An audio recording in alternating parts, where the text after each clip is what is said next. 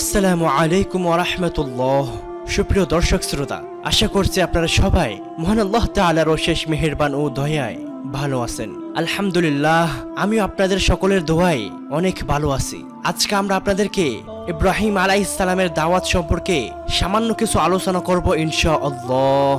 ভিডিওটি শেষ পর্যন্ত দেখার অনুরোধ করছি, কারণ ইব্রাহিম আলাইহিস সালাম কিভাবে নিজের বিবেক খাটিয়ে নিজের পালনকর্তাকে খুঁজে নিলেন সেই বিষয়ে সবার জানা জরুরি।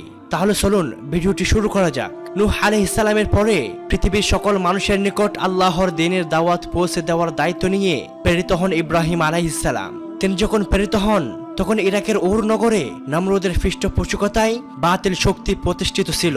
তার পিতাও তাদের অন্তর্ভুক্ত ছিলেন। তিনি দ্বীনের দাওয়াত শুরু করেন তার পিতার কাছে দাওয়াত পেশের মাধ্যমে।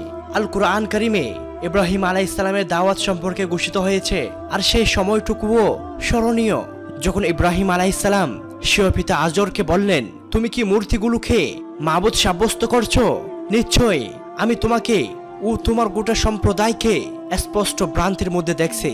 আর আমি এরপরেই ইব্রাহিম আলাইহিস সালামকে আসমান সমূহ ও জমিনের সৃষ্টিসমূহ প্রদর্শন করেছি, যেন তিনি আরেফ হন আর যেন পূর্ণ প্রত্যাশীলদের অন্তর্ভুক্ত হয়ে যান।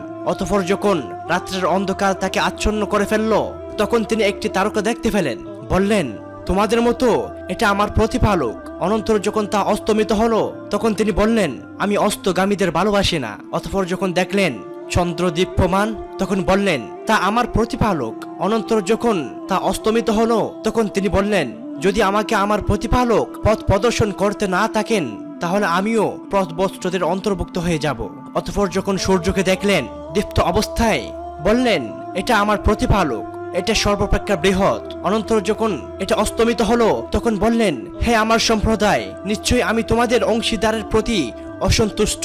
আমি একগ্রতার সাথে স্বীয় মুখমণ্ডল তার দিক থেকে ফিরাচ্ছি, যিনি আসমান সমূহ ও জমিনকে সৃষ্টি করেছেন, এবং আমি মুশরিকদের অন্তর্ভুক্ত নই। আল্লাহ তাআলা আরো বলেন, আপনি এই কিতাবে ইব্রাহিমের কথা বর্ণনা করুন, নিশ্চয়ই তিনি ছিলেন সত্যবাদী নবী। যখন তিনি তার পিতাকে বললেন, হে আমার পিতা, যে শুনে না, দেখে না এবং তোমার কোনো উপকারে আসে না, তার ইবাদত কেন করো? হে আমার পিতা, আমার কাছে এমন জ্ঞান এসেছে যা তোমার কাছে আসেনি, সুতরাং আমার অনুসরণ করো, আমি তোমাকে সরল পথ দেখাবো। হে আমার পিতা, শয়তানের ইবাদত করো না, নিশ্চয় শয়তান দয়াময়ের অবাধ্য। হে আমার পিতা, আমি আশা করি দয়াময়ের একটি আযাব তোমাকে স্পর্শ করবে, অতঃপর তুমি শয়তানের সঙ্গী হয়ে যাবে। পিতা বলল, হে ইব্রাহিম, তুমি কি আমার উপাস্যদের থেকে মুখ ফিরিয়ে নিচ্ছ? যদি তুমি বিরত না হও, আমি অবশ্যই প্রস্তর আঘাতে তোমার প্রাণ নাশ করব। তুমি চিরতরে আমার কাছ থেকে দূর হয়ে যাও।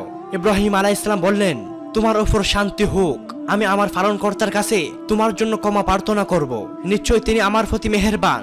আমি পরিত্যাগ করছি তোমাদেরকে এবং তোমরা আল্লাহ ব্যতীত যাদের ইবাদত করো তাদেরকে।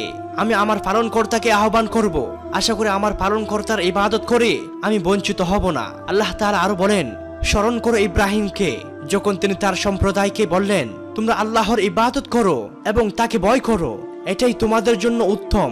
যদি তোমরা বুঝো, তোমরা তো আল্লাহর পরিবর্তে কেবল প্রতিমারই পূজা করছো এবং মিথ্যা উদ্বোধন করছো। তোমরা আল্লাহর পরিবর্তে যাদের ইবাদত করছো তারা তোমাদের রিজিকের মালিক নয়। কাজেই আল্লাহর কাছে রিজিক তালাশ করো, তার ইবাদত করো এবং তার কৃতজ্ঞতা প্রকাশ করো, তারই কাছে তোমরা প্রত্যাবর্তিত হবে। তোমরা যদি মিথ্যাবাদী বলো, তবে তোমাদের পূর্ববর্তীরাও তো মিথ্যাবাদী বলেছে। স্পষ্টভাবে পয়গাম পৌঁছে দেওয়াই তো রাসূলের দায়িত্ব। দাওয়াত দানের ক্ষেত্রে ইব্রাহিম আলাইহিস সালামকে তীব্র প্রতিরোধের সম্মুখে পড়তে হয়েছে। তৎকালীন কাফের শাসক নমরুদ ও তার অনুসারীরা তাকে জীবন্ত পুড়িয়ে মারার জন্য জ্বলন্ত অগ্নিকুণ্ডে নিক্ষেপ করে।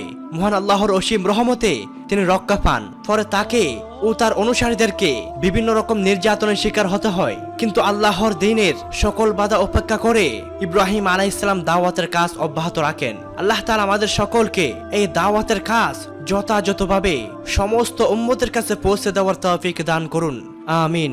প্রিয় ভাই বোনেরা, আজ তাহলে বিদায় নিচ্ছি। সবাই ভালো থাকবেন, সুস্থ থাকবেন। দেখা হবে পরের একটি ভিডিওতে ইনশাআল্লাহ।